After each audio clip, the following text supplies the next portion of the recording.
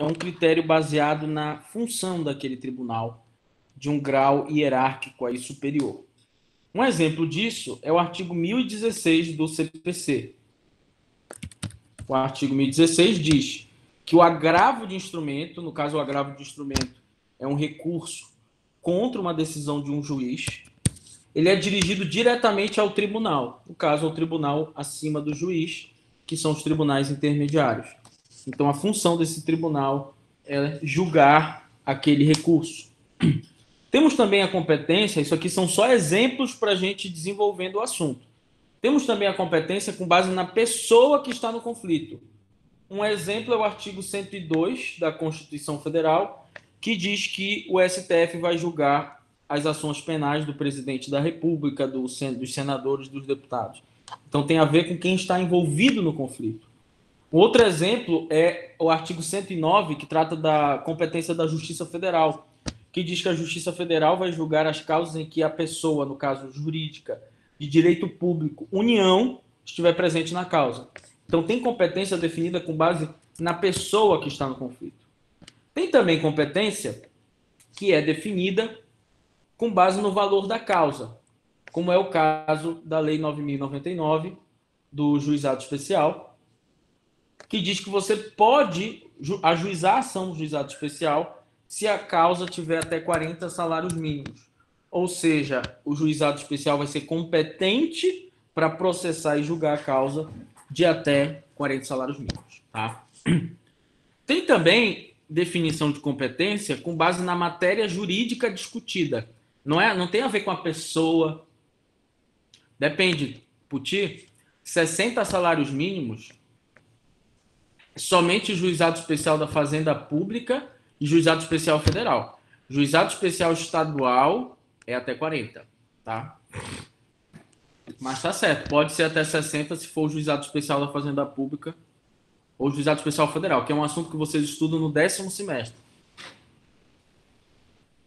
Tá? Aqui é só para vocês entenderem mais ou menos. Obrigado, Tamires. É só para vocês entenderem mais ou menos alguns critérios que a legislação utiliza. Eu posso também ter o critério com base na matéria? Sim. Não só a Constituição Federal faz isso, quando ela diz matéria trabalhista, Justiça do Trabalho, matéria eleitoral e Justiça Eleitoral, como também as resoluções administrativas dos tribunais dizem, olha, a quinta vara ela vai julgar só crime sexual contra menor. A 10ª vara vai julgar só crime contra a administração pública. Então nós temos também as próprias normas administrativas definindo competência com base na matéria discutida. Então nós temos uma vara em Belém que julga só improbidade administrativa. É a matéria jurídica. E temos a competência que tem a ver com qual cidade você vai propor a ação. É a competência territorial, coloquei alguns exemplos aí, no caso de dano moral, dano material é no local que você sofreu dano, inventário no último domicílio do falecido, e tem também divórcio, união estável no domicílio do guardião, do incapaz, etc. Bom, tudo isso eu coloquei como exemplo para a gente fazer o seguinte. A partir de agora, não esqueçam mais o que eu vou dizer. Hierarquia, função no caso. Pessoas envolvidas e matéria. Maria, matéria tem a ver com a relação jurídica, com a questão de direito que está sendo discutida. Então, uma coisa é direito do consumidor, isso é uma matéria. Outra coisa é direito do trabalho. Outra coisa é direito eleitoral. Outra coisa é direito contratual. Outra coisa é licitações. Então, eu tenho matérias jurídicas diferentes. Tá? Perfeito, isso mesmo, Ayla. É o assunto. Né? É bem próximo do que se fala, né? Quando você diz na faculdade ou na escola, olha, eu vou estudar tal matéria, né? É mais ou menos isso, são várias matérias, né? Você tem civil, criminal, tributário, e eu posso definir a competência das turmas, né, em grau de recurso, e também a competência das varas no primeiro grau, com base na matéria. Então, nós temos matéria de infância e juventude, tem uma vara lá só para isso, e assim por diante. E agora vem o seguinte, não esqueçam que eu vou colocar aqui para vocês. Deixa eu ver se é possível fazer um esquema aqui. Critério de competência do valor da causa e territorial são critérios relativos, tá? São critérios relativos. Deixa eu ver se eu consigo inserir aqui um esqueminha. Tá. Então, gente, critério territorial e valor da causa são critérios relativos. A gente já vai entender o que é isso. E todos os outros, no caso, hierarquia, pessoas envolvidas e matéria, com base na matéria, são critérios absolutos. Tá? Agora a gente vai entender o que é isso. Primeiro vamos estudar aqui os critérios absolutos. Os critérios absolutos que envolvem competência em razão da matéria, competência em razão da hierarquia, competência em razão da pessoa. Eu coloquei uma terceira aqui por minha conta e risco, tá? Que no final vou deixar por último essa número 3, tá? Eu vou deixar por último, que é por minha conta e risco. Mas antes de nós verificarmos isso, o que significa dizer que o critério que define a competência é um critério absoluto? O que significa dizer que quando uma vara ou uma turma ou uma justiça está definida com base numa matéria, ou que a competência daquela ação penal está definida com base na pessoa, no caso do presidente, do senador, do ministro, ou com base na função daquele tribunal de rever as decisões dos juízes? O que significa dizer que esses critérios de competência eles são absolutos? Significa dizer o seguinte, que eles visam proteger o interesse público e não o interesse das partes. Quando eu digo que o critério é absoluto, eu viso proteger o interesse público e não a comodidade das partes. Ou seja, é do interesse público da nação brasileira que as causas trabalhistas sejam julgadas só na Justiça do Trabalho. É do interesse público, sedimentado lá na Constituição, que as causas que envolvam pessoas muito poderosas, né, presidente, senador, ministro, sejam julgadas por STF, STJ. É do interesse público que um recurso contra a decisão de um juiz seja analisado por aquele tribunal hierarquicamente superior e não pelo próprio juiz que proferiu a decisão. Então, a primeira característica que marca um critério de competência absoluto é que ele visa proteger um interesse público, não é uma mera conveniência das partes. Uma segunda característica importante, que é essa terceira aqui, eu vou pular para essa terceira, dos critérios absolutos, é que é tão grave um juiz absolutamente incompetente julgar uma causa, é tão grave um juiz criminal julgar uma causa trabalhista, é tão grave um juiz de primeiro grau julgar o presidente da República, um crime, é tão grave um juiz de primeiro grau, um colega, julgar o recurso contra a decisão do outro colega do mesmo nível hierárquico, isso é tão grave que o juiz pode conhecer de ofício essa incompetência absoluta. Ele não precisa ser provocado por nenhuma das partes. Ou seja, ele pode, de ofício, por iniciativa própria, decidir encaminhar o processo para o juiz competente, que pode ser um tribunal, pode ser um tribunal superior, pode ser uma outra vara. Olha, me desculpe, isso aqui é uma ação de improbidade administrativa contra o prefeito. Me desculpe, essa vara aqui é de divórcio. E eu vou reconhecer que eu sou incompetente e mandar para a vara de improbidade administrativa, que tem aqui em Belém uma vara que julga somente improbidade administrativa. Nossa, peraí, isso aqui é um processo de execução fiscal? A minha vara é vara da infância e da juventude. Me desculpa, eu sou incompetente absolutamente. E eu vou remeter para a vara de execução fiscal. Ou seja, o que significa dizer que o juiz pode conhecer de ofício? Significa que ninguém precisa provocar. É tão grave que o próprio juiz toma a iniciativa de remeter para o juízo competente. Tá? Então vamos aqui para o nosso Código de Processo Civil. Vamos lá para o nosso Código de Processo Civil, que diz exatamente isso. Ó. Tem um capítulo somente sobre competência, ó. Somente sobre competência. Diz lá que as competências vão observar a Constituição Federal, a legislação deste código, né? E também a norma de organização judiciária, que são as resoluções. E aí, logo em seguida, vocês começam a perceber, ó, depois dele definir as competências territoriais, ele diz aqui: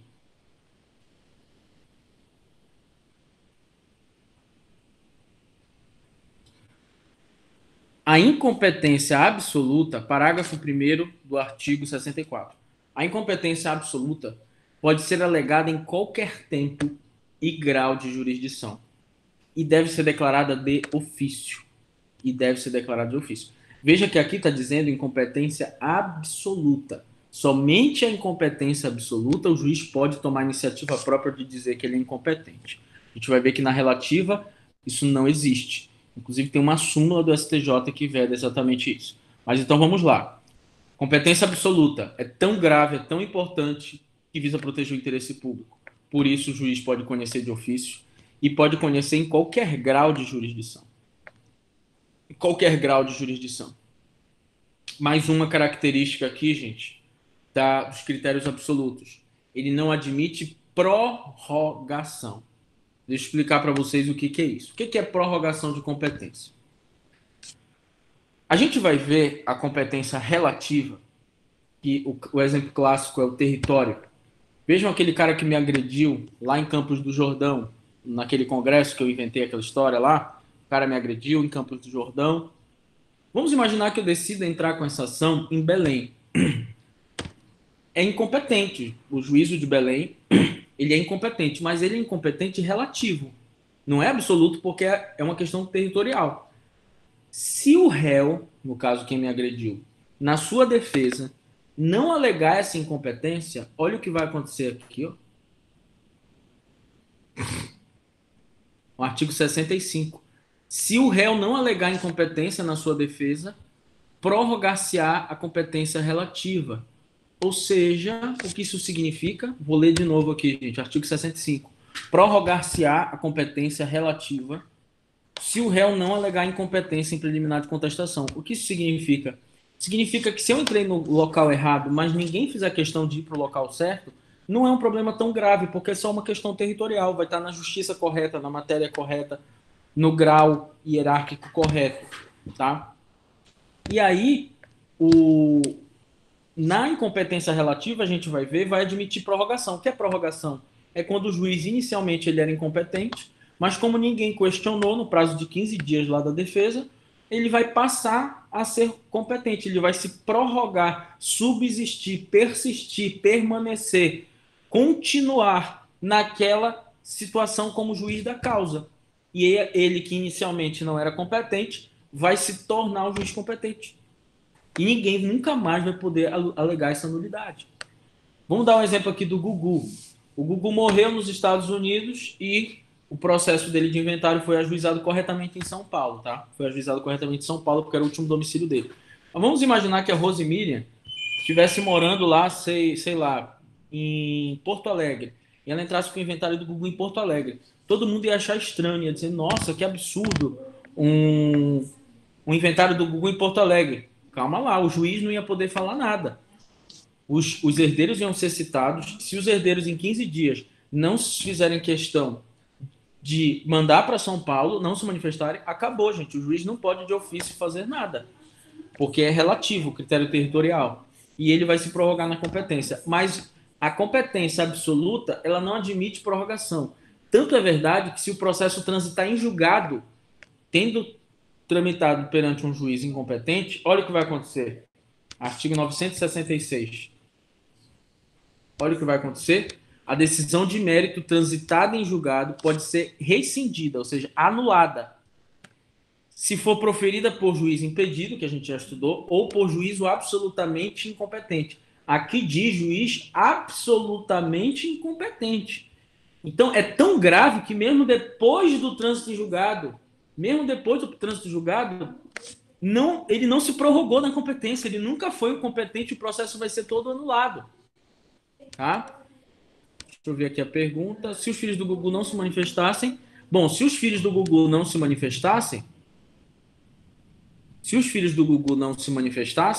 digamos, os processos estando lá em Porto Alegre, aquele juiz de Porto Alegre, que inicialmente não era competente, iria passar a ser o juiz competente, porque o critério territorial é um critério que visa garantir só a comodidade das partes. Não visa garantir o interesse público, não é tão importante, tá? Vai ficar mais claro isso quando a gente for passar para os critérios relativos. Não, não se assemelha, Puti, a questão do Moro e do Lula. Por quê? A questão do Moro e do Lula foi o seguinte: um critério de competência com base na pessoa, então é um critério absoluto. No caso, se o Lula fosse ministro da Casa Civil, é um critério absoluto, ele teria que ser julgado pelo STF, tá? Só que a nomeação dele foi anulada, porque o ato administrativo, para ser válido, o ato administrativo de nomeação, ele precisa ter uma finalidade que respeite a nossa lei, a nossa moralidade. E aí ele foi anulado. E aí acabou perdendo a discussão e ficou no Sérgio Moro mesmo. Mas se por um acaso ele fosse ministro e tramitasse lá perante o Sérgio Moro nunca seria o juiz competente. Ele não iria se prorrogar nunca nessa competência. Então, gente, olha só. Critérios absolutos, eles são de interesse público. Não é para a comodidade das partes. Não admite prorrogação. Inclusive, após o trânsito em julgado, é possível rescindir e anular o processo. E o juiz, é tão grave que o juiz pode conhecer de ofício. Só que eu não disse a vocês que, por minha conta e risco, eu vou acrescentar um quarto, que está em terceiro aqui no meu. Por minha conta e risco.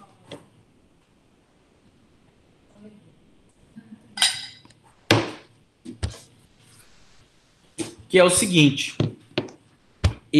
Coloco assim. Quais são os critérios absolutos? Matéria, seja uma turma, por exemplo, de um tribunal que julga só aquela matéria, seja um tribunal inteiro que julga só aquela matéria, no caso trabalhista, não vai poder julgar criminal, seja uma vara, hierarquia ou função, né? Pessoa, um ministro, um deputado, um senador, um presidente. E eu coloco um quarto, quando a lei assim determinar. Porque tem situações que o critério ele é relativo, mas naquela situação específica o legislador diz, aqui é absoluto. E tem dois exemplos que a lei faz isso, em duas situações. Primeiro, território não é um critério relativo? É um critério relativo. O próprio CPC diz que é relativo. Mas se for uma ação de reintegração de posse, olha o que diz o artigo 47 do CPC. O artigo 47 diz: a ação possessória será proposta no local da coisa, cujo juízo tem competência absoluta. Isso não torna a competência relativa, a competência territorial, absoluta. Apenas no caso de ação possessória vai ser absoluta. Então eu não posso entrar com uma ação de reintegração de posse da minha casa de Mosqueiro em Salinas, em Belém, em Manaus, em São Paulo. E também aqui nós temos um outro critério absoluto, que está na Lei 12.153 de 2009, que é a Lei do Juizado da Fazenda Pública, que diz que se você for ajuizar uma ação contra o município, o estado, e ela for de até 60 salários mínimos, ou seja, o valor da causa, né? É competência absoluta do juizado especial, você não tem escolha.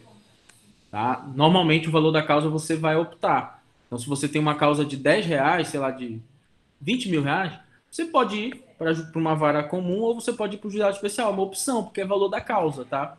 Mas no caso de ser contra o município ou contra o estado, aqui é obrigatório.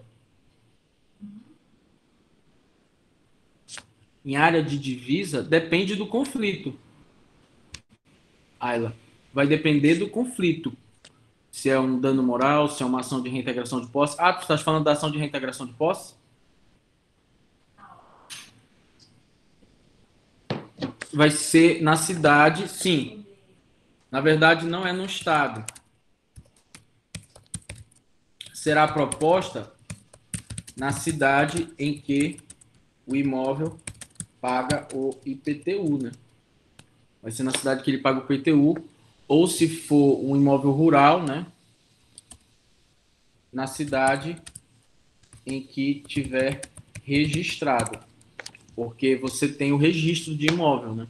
Ele pode estar registrado em Paragominas, em Altamira, em Belém, Ananindeua, é onde ele está registrado, então, que a gente vai considerar. E aí, gente, totalmente diferente, aliás, totalmente o oposto do que eu falei aqui para vocês, é a competência Obrigado, Ayla. É a competência relativa.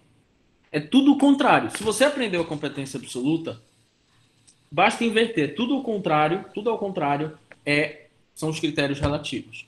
Então, olha só, gente. Os critérios relativos, território e valor da causa, não visam proteger o interesse público, é uma mera comodidade das partes. Então, quando eu digo que se eu fui agredido em Campos do Jordão, vai ser ajuizado em Campos do Jordão, não é porque tem interesse público que o juiz de lá julgue, é porque talvez seja mais fácil para a parte estar lá presente, colher as provas, as testemunhas. Quando eu digo que um processo de inventário é no último domicílio do falecido, não é porque tem interesse público que seja lá, é porque vai ser mais prático para as partes, né? Colherem os documentos, os documentos em cartório, o patrimônio do falecido, possivelmente a maior parte fica lá, etc. Então, por esse motivo, tá? O critério de competência relativo, ele não pode ser declarado de ofício. O juiz tem que ficar calado, calado. Isso é o que diz a súmula 33 do STJ. Então vamos lá para a súmula 33 do STJ. A súmula 33 do STJ diz: a incompetência relativa não pode ser declarada de ofício. E aí, gente, tem uma situação muito interessante aqui em Belém. E claro, obviamente eu não vou dizer o nome do juiz, tá? O que foi que aconteceu?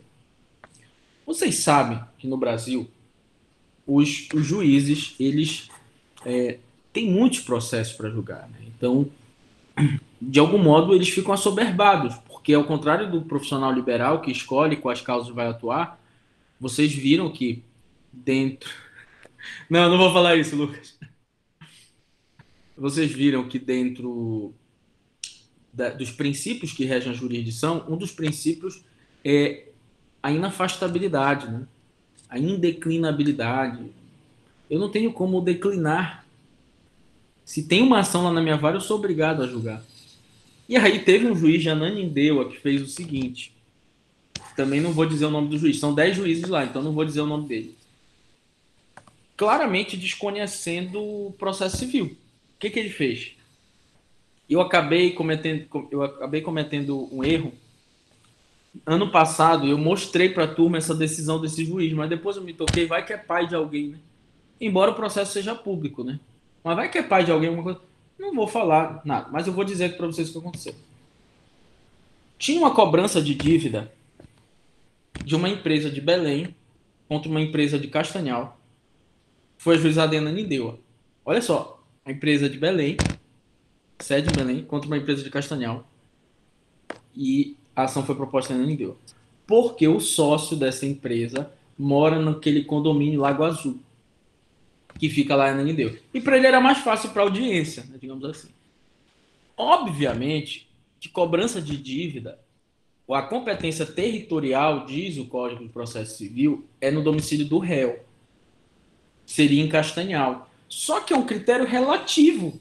Não tem nenhum problema a ser julgado em Belém, em Porto Alegre. Nenhum problema. E aí o réu, na defesa, não alegou incompetência. Para ele estava bom ser Ananindeua também. É uma grande empresa de Castanhal. E não alegou incompetência. O que acontece quando o réu não faz questão de ir para o juízo competente? Artigo 65. Prorrogar-se-á a competência relativa se o réu não alegar na defesa. Ou seja, aquele juiz vai ser para sempre o juiz competente do processo. Aí o juiz falou: esse processo é cabuloso, é uma dívida milionária. Eu quero menos, cada vez mais, eu quero menos um processo para mim. E reconheceu a incompetência dele. E mandou para o juiz de Castanhal. O juiz de Castanhal disse que ele não era competente, porque naquele caso o réu não fazia questão que fosse Castanhal e mandou devolver para o juiz de Ananindeua. E assim ficou o vai e volta. Quando acontece isso, a gente vai estudar hoje no final da aula, o nome disso é conflito negativo de competência, tá? Que é quando dois juízes se dizem incompetentes para julgar a causa. Esse aqui de Ananindeua mandou para o de Castanhal. O de Castanhal olhou e disse: não, eu também não sou competente porque Vossa Excelência não podia declarar de ofício. Súmula 33 do STJ. E aí é o conflito negativo. Quem decide o conflito negativo de competência? Os dois não querem julgar. É o tribunal que está acima do juiz, no caso, o Tribunal de Justiça do Estado. E aí, gente, na decisão do tribunal, que eu li lá com os meus alunos ano passado, o tribunal destrói lá com o juiz de Ananindeua, dizendo que era um absurdo ele fazer isso. E jamais ele poderia dizer que ele era incompetente territorial. Isso não existe. Tá? Só se o réu fizesse questão e colocasse no prazo da defesa. Porque acaba esse direito. Você só tem aqueles 15 dias para alegar incompetência relativa. Totalmente diferente, é um critério absoluto. E até após o trânsito em julgado, eu posso entrar com uma ação rescisória por um processo ser tramitado perante um juiz absolutamente incompetente. Então, gente, competência relativa, o juiz não pode declarar de ofício, tá? Visa apenas proteger o interesse das partes. É prorrogável, ou seja, se ninguém questionar, ele subsiste na condição de juiz competente para aquele processo. E aí, finalmente, vem a coisa mais importante que eu queria tratar com vocês hoje, e mais atual, inclusive um prato cheio ou um terreno fértil para posters e resumos expandidos. Um prato cheio, gente, um tema maravilhoso, que é o seguinte. Todos vocês, quando fazem contratos nos aplicativos de celular, ou quando fazem contratos em sites, assinaturas de Netflix, ou quando vocês fazem contrato com banco, quando vocês fazem contrato com internet, TV a cabo, o que acontece, gente, nesses contratos? Esses contratos, eles são contratos em que você não elabora, você simplesmente adere. São chamados contratos de adesão justamente por isso, porque apenas o contratado elaborou previamente, de forma unilateral, todas as cláusulas contratuais. E aí, lá no final do contrato, o que é que diz? Caso o consumidor queira ajuizar uma ação, ele tem que ajuizar a ação de São Paulo. Caso o consumidor queira ajuizar uma ação, ele tem que ajuizar uma ação em Rio de Janeiro, no Rio de Janeiro. Caso o consumidor queira ajuizar uma ação, ele tem que ajuizar uma ação. Qual é o município mais longe daqui? Oiapoque ou Chuí? Não, Oiapoque. Oiapoque ou Chuí é mais longe de Belém? Eu acho que é o Chuí, né, lá no Rio Grande do Sul. E aí, gente, olha só. É o Chuí, né? Oiapoque é aqui dos indígenas, né?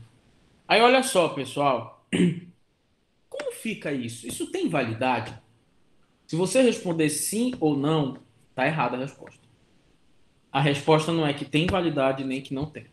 Por isso que é um tema exatamente instigante que eu vou mostrar para vocês como funciona, tá? Então, olha só. O que acontece com essa cláusula de eleição de foro? O que é uma cláusula de eleição de foro? É exatamente o que eu falei para vocês. É um negócio jurídico processual típico. Por que típico? Porque ele está previsto na própria lei, ó. Diz aqui que as partes podem modificar a competência em razão do valor e do território, tá? Num contrato.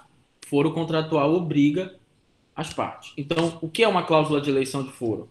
É um negócio jurídico processual típico, que as partes negociam o processo. Que parte do processo? O juiz competente. Tá? Só que típico, porque está lá no artigo 63, perfeito? Ou seja, o que o CPC está nos dizendo? Ele está nos dizendo o seguinte, que se eu fizer um contrato de compra e venda do meu carro e eu quiser colocar lá que eventual conflito com envolvendo aquele contrato vai ser ajuizado em Salinas, eu posso. Se eu quiser fazer um contrato de prestação de serviço de advocacia e eu coloco lá que se o meu cliente quiser entrar com uma ação discutindo o meu serviço, ele tem que ajuizar a ação em São Paulo, eu posso. Ou seja, gente, regra geral, qual é a resposta que vocês têm que dar? Vamos imaginar que essa fosse uma questão de última fase de um concurso público dos seus sonhos. A banca examinadora perguntasse: discorra sobre a validade ou invalidade da cláusula de eleição de foro. A resposta é preliminarmente. É outra questão, Cleberson. A gente vai chegar lá no final nesse ponto. Preliminarmente, cumpre salientar que a cláusula de eleição de foro é regra geral permitida pelo direito brasileiro, no artigo 63 do Código de Processo Civil. Então, regra geral, é possível, em qualquer relação jurídica, as partes previamente estabelecerem o foro competente para aquela causa. E que não vai ser mais o foro que a lei aconselha, vai ser o foro que eles escolherem. Porém, quando o juiz reconhecer que essa cláusula é abusiva, nos termos do artigo 63, parágrafo 3º, ele pode reconhecer a ineficácia, a nulidade dessa cláusula. Então, essa é a resposta correta. Que, regra geral, a cláusula de eleição de foro é permitida. Mas quando o juiz reconhecer que ela é abusiva, o próprio juiz, inclusive de ofício, porque a lei assim permite nessa situação, ser de ofício, que é uma questão de foro, exatamente, Ayla, o juiz vai poder reconhecer a abusividade. Qual é o grande erro que os alunos cometem comigo? Os alunos pensam o seguinte, que se está previsto no seu contrato com a Oi, com a Vivo, com o Banco do Brasil, com a Netflix, qualquer cláusula de eleição de foro, elas são automaticamente abusivas. Mentira. Mentira. Tem cláusula de eleição de foro com o consumidor que é válida. E tem cláusula entre duas grandes empresas com eleição de foro que é inválida, que é ineficaz, que é abusiva. Porque o que é abusivo, e é esse que é o grande segredo, se o juiz pode negar a validade à cláusula de eleição de foro porque ela é abusiva, qual é o grande segredo então? É saber o que é uma cláusula abusiva de eleição de foro. E aí vou responder a vocês. A cláusula de eleição de foro, ela será abusiva quando ela inviabilizar o direito de defesa, quando ela inviabilizar uma participação intensa do processo daquela pessoa. E aí eu vou dar um exemplo fantástico que aconteceu no STJ. Vocês sabem onde fica Osasco? Vocês sabem quantos minutos Osasco é de São Paulo, capital?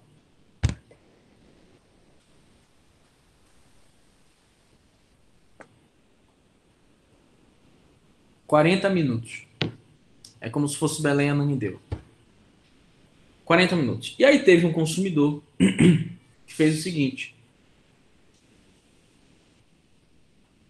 que exigiu que a ação fosse tramitada em São Paulo, porque ele morava em São Paulo. Ele comprou lá algum produto, um carro em Osasco, mas ele queria que fosse São Paulo, porque ele é consumidor, ele é o coitadinho. E aí o que aconteceu, gente? Chegou até o tribunal essa discussão, o Tribunal de São Paulo disse que não, porque o fato de ter sido eleito o foro de Osasco não inviabiliza a atuação do consumidor naquele processo. Ele pega um ônibus, paga lá R$ 4 e ele está em Osasco. Então ela não é abusiva. Olha só, a cláusula de eleição de foro no contrato de consumo pode ser considerada válida. E eu coloquei aqui, eu trouxe a jurisprudência do STJ. Cláusula de eleição de foro válida. Aqui, ó. Agora, olha o que disse aqui.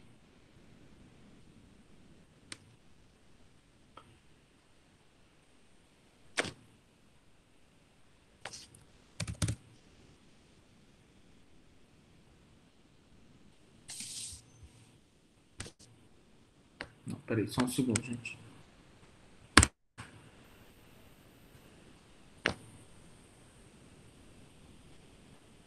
Ó, bem aqui, ó. Olha só. É possível cláusula de eleição de foro em relação de consumo, diz STJ. E o que foi que disse a ministra Nancy Andrighi?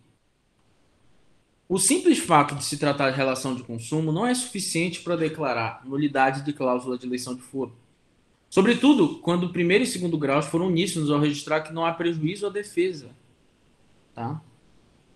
Assim, diante dos contornos delineados, não se configura abusiva a cláusula de eleição no contrato celebrado entre as partes. Tá? Ou seja, meus amigos, não é porque está em contrato de consumo. Opa, verdade. Um minutinho.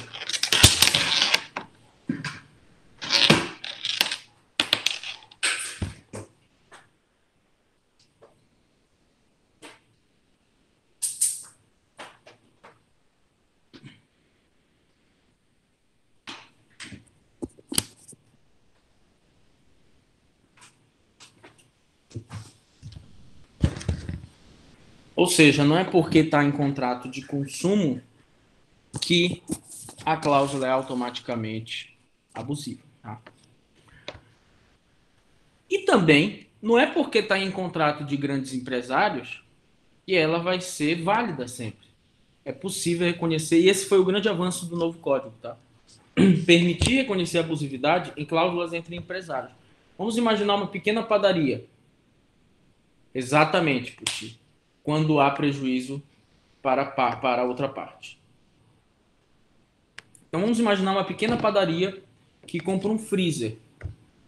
Pequena padaria compra um freezer e lá nas condições gerais do contrato, que ela comprou, digamos, por um site, diz que ela tem que ajuizar a ação em Caxias do Sul.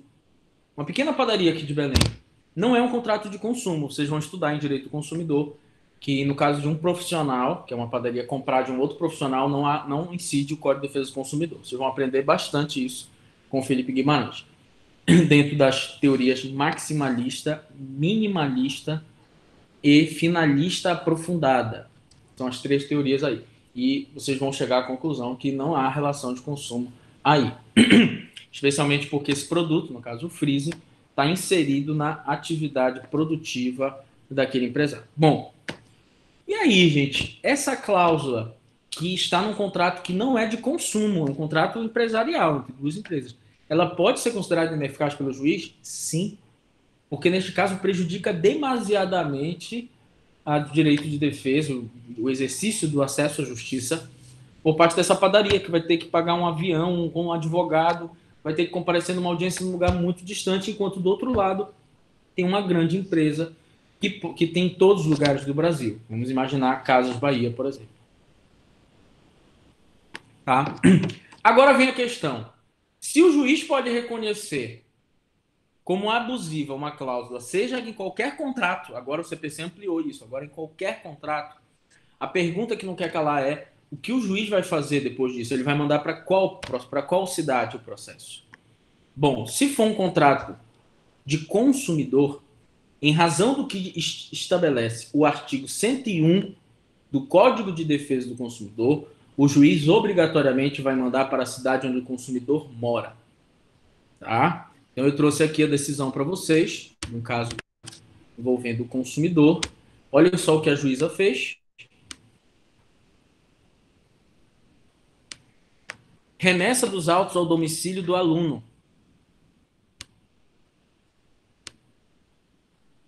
Remessa dos autos ao domicílio do aluno precedentes da corte. Sendo de consumo a relação existente entre a universidade e o aluno, as divergências devem ser discutidas no domicílio do acadêmico, do aluno, com a fim de compensar a sua hipossuficiência perante a instituição de ensino. Tá? Então, e olha aqui, ela declinou de ofício, sem provocação do consumidor, porque essa é a única hipótese e competência relativa pode ser reconhecida de ofício, né? No caso de cláusula abusiva de eleição de foro. Tá? E ela manda. Então, gente, se for questão de consumo, você tem que mandar, você é um juiz agora, você vê lá que a ORM está cobrando o consumidor que mora em Paragominas, aqui em Belém. Aí você vê lá, por causa da cláusula de eleição de foro, o que, que você vai fazer? De ofício, você manda para Paragominas, que é o local onde o consumidor mora. De ofício, tá, pessoal? Porque ela é abusiva, essa cláusula. Ela não deve produzir nenhum efeito. Agora, se não for um contrato de consumo, por exemplo, no caso envolvendo duas grandes empresas, a regra geral é que vá para o domicílio do réu, onde o réu tem sede, tá? Então eu trouxe aqui para vocês algumas decisões importantes. Já já respondo a tua pergunta, Puti. Olha aqui. Vamos analisar primeiro as decisões. Esse aqui é um agravo de instrumento que se discutia exatamente essa competência. Aí olha só o que disse o Tribunal de Justiça.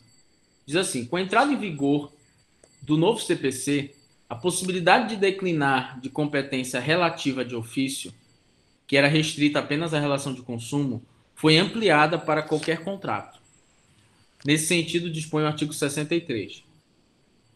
Antes da citação, se abusiva, pode ser reputada ineficaz pelo juiz, né, a cláusula de eleição de foro. E ele vai determinar a remessa ao domicílio do réu. Se for o contrato comum, se for de consumo para o domicílio do autor.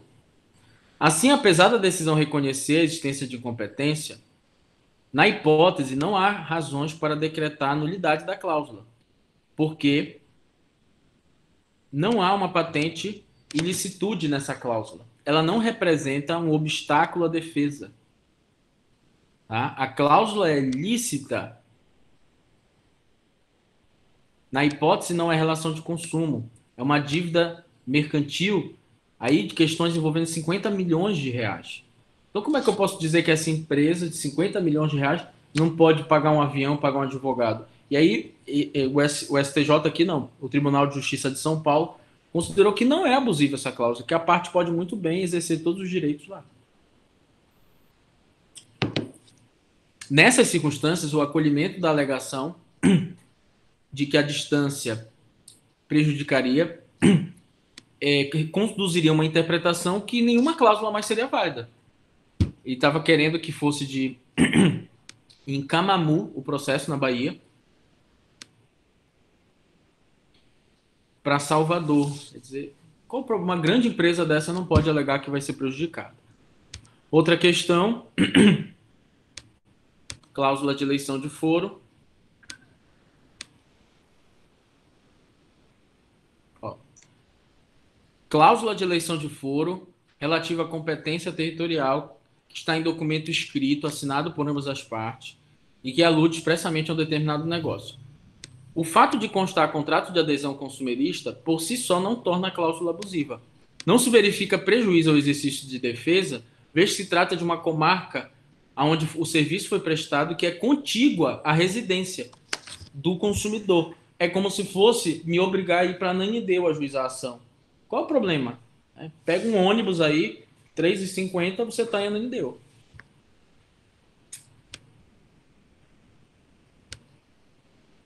Agora vamos ver aqui as perguntas que colocaram. Deixa eu verificar aqui. Professor, então a cláusula de eleição de foro é abusiva quando há prejuízo para alguma das partes? Sim. Ela é abusiva quando há prejuízo para o exercício do direito de defesa ou de ação, mas analisando o caso concreto. Ayla, e aí, quando o juiz afasta a cláusula, ela se torna nula? Sim. Quando o juiz afasta a cláusula, é porque ele reconhece a sua nulidade. E ela passa a não ter eficácia mais de produzir efeitos como negócio jurídico processual.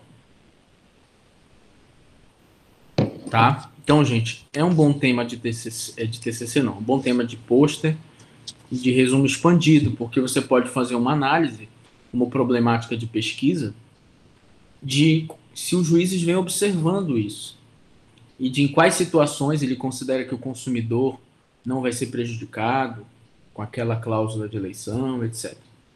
Por exemplo, se o consumidor for Gabriel Medina, né, ou Neymar Júnior, e será que essas questões são analisadas, o poder econômico do consumidor, dele poder viajar tranquilamente para aquele local, etc. Porque se percebe que há uma tendência no STJ e também no STF, algo que eu já conversei com o Jean Carlos Dias, de uma mistura de um certo pragmatismo, consequencialismo mesmo, do Richard Posner, do Economic Analysis of Law, com uma espécie de superação de assistencialismo, digamos assim. Porque, de algum modo, a proteção que é dada ao consumidor, ao trabalhador, é uma espécie de dirigismo contratual, é uma espécie de intervenção estatal numa situação extremamente desigual. E que, com o passar do tempo, se tende a ser superado. Né? Os países de primeiro mundo não têm, como existe no Brasil, proteção assim exacerbada do trabalhador, do consumidor, porque a tendência é que quanto mais um país cresça, mais consciente o consumidor esteja e mais difícil vai ser reconhecer uma nulidade de uma cláusula, etc. E cada vez mais o STJ tem feito isso.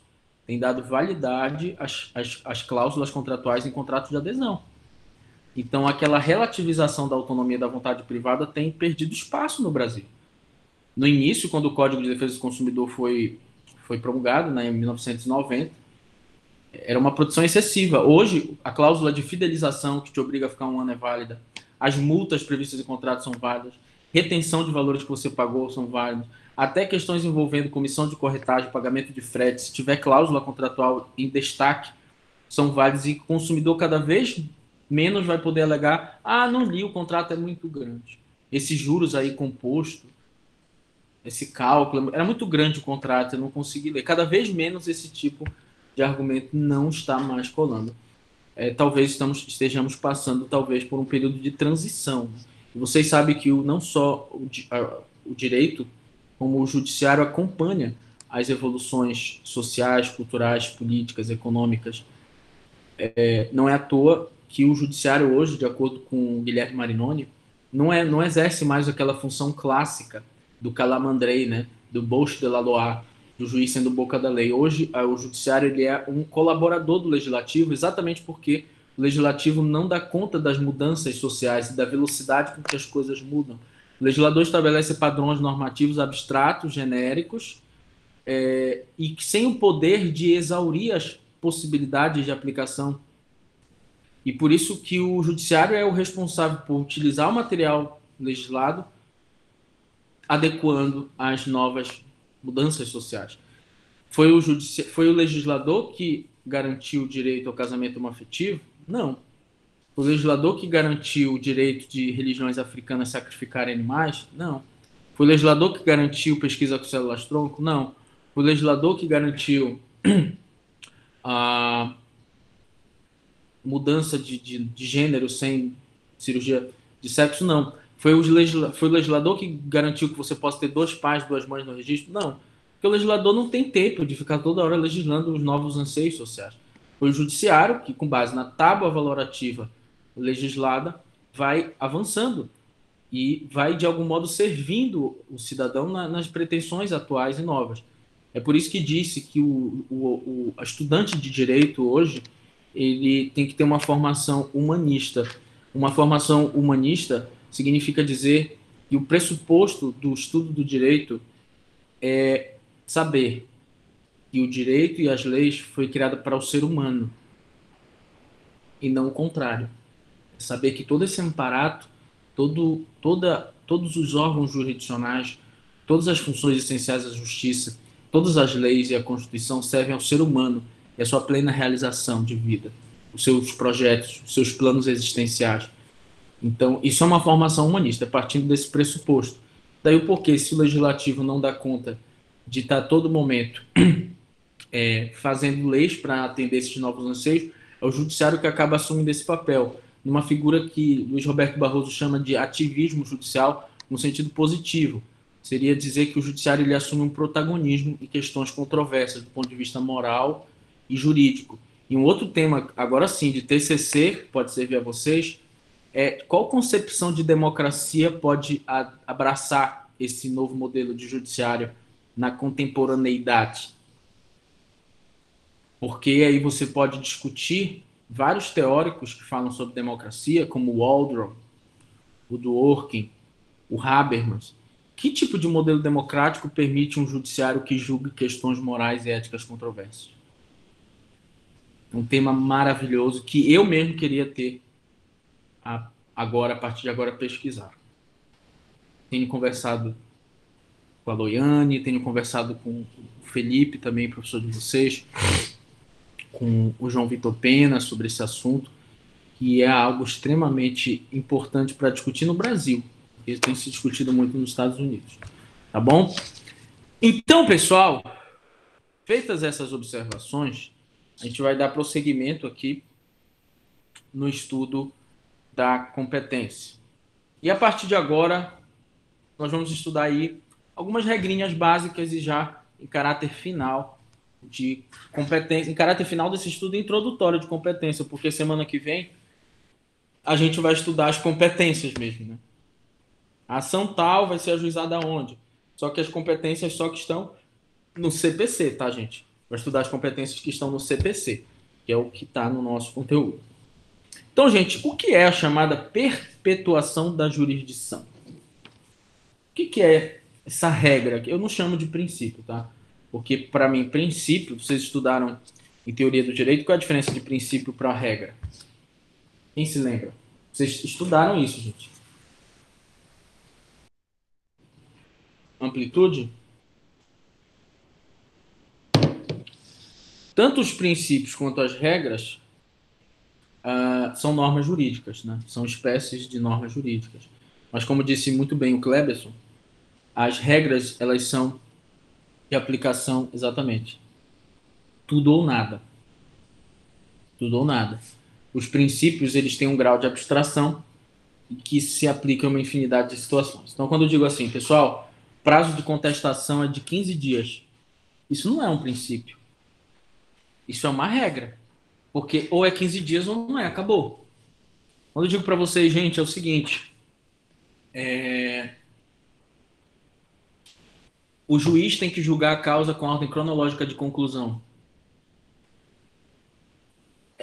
Não tem. Infinidade de situações. Ou ele julga na ordem cronológica ou ele não julga. Isso é uma regra. Não pode avançar o sinal vermelho. Não tem sopesação aqui, não pode. Já quando eu digo assim, pessoal, liberdade de expressão. Opa, aí. Eu posso defender o nazismo? Eu posso defender a morte aos judeus e a negação do Holocausto? Ora, mas como? A Constituição diz que eu tenho direito à liberdade de expressão.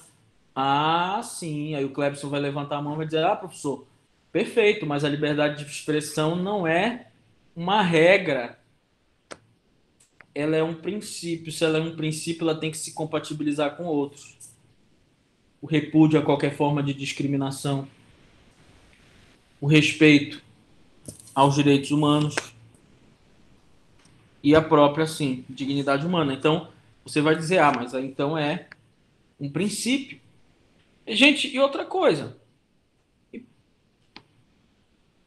E os dados pessoais das pessoas contaminadas com Covid, com coronavírus, né, que é o vírus, ou com a doença, a Covid-19. Ainda bem que eles estão divulgando só a idade, o gênero, etc. Mas se eles estivessem divulgando o nome, poderia ser discutida a questão, porque a sociedade talvez pudesse falar de um direito à informação superior ao direito à privacidade, para que a gente possa saber com quem a gente pode se relacionar sem medo de ser contaminado, e até para exigir que a pessoa fique isolada, denunciar, etc. Talvez também pudesse ser uma discussão. Tá? Mas, enfim, aqui eu considero uma regra, porque não abre margem para divagações ou digressões. O que acontece, gente, na regra da perpetuação da jurisdição, que alguns chamam de princípio e eu não gosto? O que acontece é o seguinte, é que no exato momento em que o processo é ajuizado, em que a ação é distribuída, vamos dizer assim, é registrada, não interessa o que vai acontecer depois de modificação de fatos. A competência ela é determinada pelo momento do protocolo, do registro daquela ação. Então, se a cobrança de dívidas, como diz o CPC, é no domicílio do réu, e o réu mora em Castanhal e eu entro lá em Castanhal, se agora ele faz uma mudança no registro na junta comercial e se muda para Paragominas, Marabá, não vai interessar mais. Ah, vamos mudar a competência agora para lá, ele vai poder alegar. Não, acabou, vai perpetuar a jurisdição naquele processo. E é exatamente o que diz o artigo 43 do CPC. Ele diz que determina-se a competência no momento do registro ou da distribuição da petição, sendo irrelevante as mudanças de fato do direito ocorrido posteriormente. Tá? Como regra geral, então, não interessa se a pessoa vai mudar de endereço, ou se agora o filho menor está com o pai, não vai interessar. Né? O que importa é no momento que é ajuizado, porque senão o processo nunca vai acabar. Isso pode abrir brecha para pessoas de má fé ficarem toda hora mudando de endereço, mudando de cidade, de sede, para que haja uma mudança de cidade, de comarca. Contudo, existem duas exceções. Duas exceções, tá? A primeira exceção é quando existia supressão daquele órgão judiciário. Por exemplo, tem uma vara em Belém que é só para julgar improbidade administrativa. E por um acaso tem pouquíssimos processos agora lá e o presidente do tribunal decide extinguir aquela vara. Decide extinguir aquela vara de improbidade administrativa. O que vai acontecer, gente? Os processos de lá vão ser redistribuídos para as outras varas de fazenda. A mesma coisa na Justiça Federal. Tem uma vara federal que, nunca me esqueço, é a 9ª Vara Federal, que é só de crime ambiental. Mas vamos supor que, em razão da atuação da Polícia Federal, ninguém mais esteja praticando crime ambiental na mesma proporção aqui em Belém. E essa vara especial, no caso federal para crime ambiental, ela foi criada porque tinha muito crime ambiental. Vamos supor que agora quase não tenha mais crime ambiental. O que pode ser feito? Pode ser feita a extinção, a supressão daquela vara e os processos vão para as outras varas criminais e vão acabar cobertando de forma residual a competência para julgar aquele feito. Então, essa é uma exceção, é quando é extinto aquele órgão judicial, seja uma vara ou seja uma justiça inteira, né? Que, sei lá, muita gente defende a extinção da justiça do trabalho. Isso poderia acontecer? Poderia, por emenda constitucional, tá? Mas, e aí os processos iam para justiça comum, né? Iriam para a justiça comum, porque elas teriam caráter residual quando não tem uma justiça especial, vai para a justiça comum. Tá? E a segunda exceção a essa regra é o seguinte: quando existir uma alteração superveniente de caráter absoluto. Então, por exemplo, tem um crime, digamos, de estupro de vulnerável, tá? Que está lá tramitando numa vara criminal comum. E agora, o presidente do tribunal, como uma forma de política de ter uma maior celeridade nesse processo, cria uma vara só para estupro de vulnerável. Só para crime estupro de vulnerável. Tá? Aí o que acontece, gente? É uma matéria específica. E aí é um critério absoluto. Vai ter que mudar para aquela vara. Foi o que aconteceu com a emenda constitucional 45 de 2004. Tá? A emenda constitucional 45 de 2004, ela ampliou a competência da Justiça do Trabalho, que passou a julgar todos os tipos de relação de emprego em sentido amplo. Então, sei lá, um médico não recebe o valor do plantão, sei lá, perante o município de Belém. Agora é Justiça do Trabalho, antigamente não era. E aí tramitava nas varas cíveis e tal, nas varas, como se fosse uma ação de cobrança, né? E aí a emenda 45 de 2004 ampliou muito a competência da Justiça do Trabalho. Até uma garota de programa, ou não sei como chama, gente, profissional do sexo,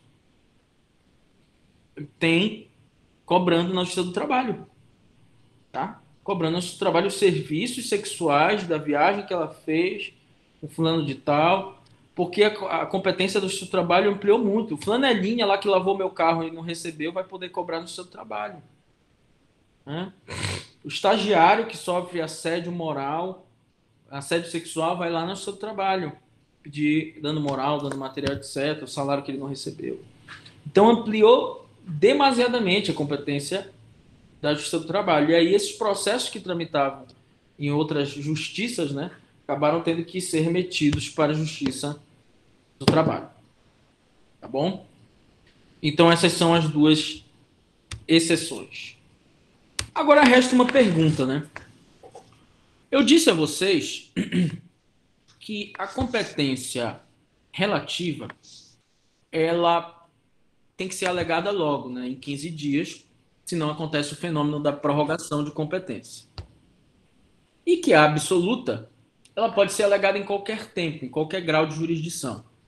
Mas a grande pergunta é a seguinte: o que acontece quando um juiz reconhece que ele é incompetente para julgar a causa? Ele reconhece que ele é incompetente para julgar a causa. O que acontece? Ele vai remeter para o juiz competente, ou para a justiça competente, né? No caso, se eu sou um juiz civil e tem uma ação trabalhista lá, eu vou remeter para a Justiça do Trabalho e lá vai ser feito um sorteio entre os juízes trabalhistas. Se eu sou um juiz eleitoral e chega lá para mim um crime militar, eu vou mandar para a Justiça Militar e lá vai ser distribuído entre os juízes. Só que a grande pergunta é o que acontece com as decisões já proferidas? O que acontece com as decisões que já foram proferidas naquele processo? Vou dar um exemplo concreto para vocês.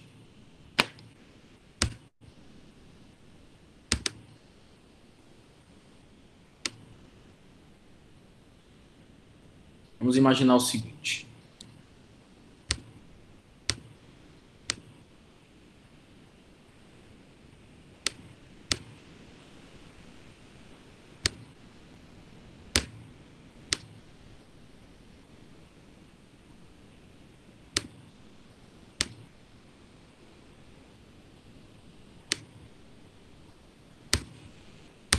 Tá. Vamos imaginar o seguinte, pessoal. E aqui nós temos o Neymar. Neymar adulto. Não é mais o menino Ney. Neymar. E aí o que acontece? Ele ajuiza uma ação contra uma pessoa que agrediu, um fotógrafo que o agrediu, e ele entra lá com essa ação, vou colocar aqui, no Rio de Janeiro. Tá? No Rio de Janeiro. Porque ele tem muitos amigos e tal, ele tem uma namorada no Rio de Janeiro, ele entra com ação no Rio de Janeiro. Sendo que ele não tem domicílio lá, ele não foi agredido no Rio de Janeiro, tá? Ele foi agredido em São Paulo, e ele entra com ação contra esse fotógrafo aqui. Que é, vou colocar aqui, o Ronaldo. Tá? Pedindo lá a reparação de danos. E, além de reparação de danos, uma obrigação de custear o tratamento estético, corte do rosto que ele teve. Então vamos colocar aqui, ó, que o Neymar pede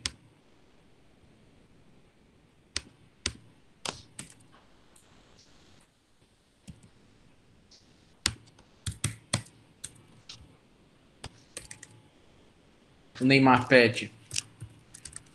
30.000 de dano moral, mais uma obrigação de custear cirurgia estética reparadora. Tá? E aí, essa cirurgia estética reparadora, o Neymar pede a título de liminar, a título de tutela provisória. Tá? Então ele pede aqui, ó, uma liminar. Aí o juiz concede a liminar. Tá? O juiz concede a liminar. Só que quando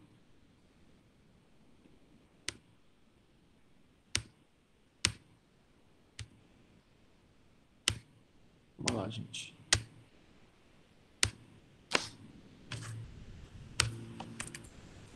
Aí o juiz concede a liminar. Vou colocar assim mesmo, feio desenho. Ele concede a liminar aqui, ó. Só que quando o Ronaldo vai se defender no processo, ele não vai ter 15 dias, ele pede que seja encaminhado para o juiz de São Paulo. Então o Ronaldo se manifesta e pede para ser encaminhado para o juiz de São Paulo. E realmente ele tem razão, porque lá que aconteceu a agressão, etc. E aí esse juiz aqui, ó, que concedeu a liminar para custear o tratamento, ele diz o seguinte: olha, é verdade, é uma competência relativa, mas o réu faz questão. Então eu tenho que mandar. E ele manda para São Paulo. A pergunta é: essa decisão continua valendo?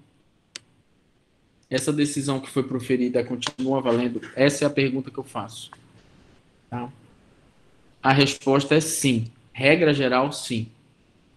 Tá? E foi uma mudança do código, porque antigamente, de forma automática, a decisão ela era revogada. Se eu mandava para o juiz competente, tudo que eu já tinha decidido se tornava revogado.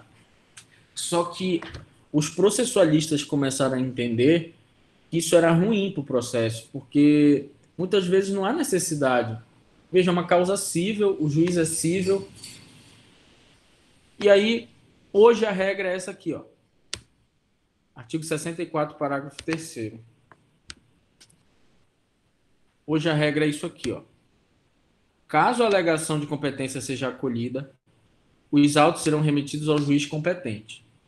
E salvo decisão judicial em sentido contrário, conservar-se-ão os efeitos da decisão proferida pelo juiz incompetente, até que outra seja proferida, né, no caso, se for o caso, pelo juiz competente.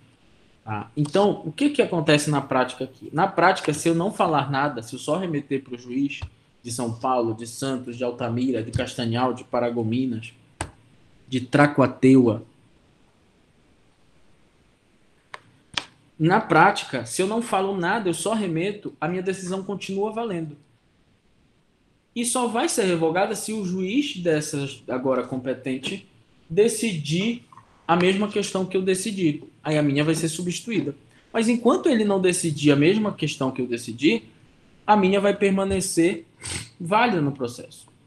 Contudo, existe a possibilidade do próprio juiz, quando ele vai remeter o processo para o juiz competente, ele mesmo fazer o seguinte: eu revogo a minha decisão e eu remeto para o juiz competente. E aí isso é algo muito discricionário, porque o legislador não diz quais são os critérios para isso. Ele simplesmente diz que, salvo decisão judicial em sentido contrário, ou seja, salvo se o próprio juiz revogar, regra geral vai permanecer valendo a decisão, até que o juiz, agora competente, vá decidir a questão. E eu achei positiva a mudança, porque até absoluta, perfeito, Lucas, até absoluta, isso vale para tudo, tá? E eu achei muito importante essa decisão, porque às vezes o processo vai demorar lá, sei lá, mais 3 anos, aquele juiz competente que não vai proferir nenhuma decisão. E pelo menos aquela liminar vai ser pensada novamente. O que vai acontecer na prática é que, quando for absoluta, o próprio juiz possivelmente vai revogar a sua decisão.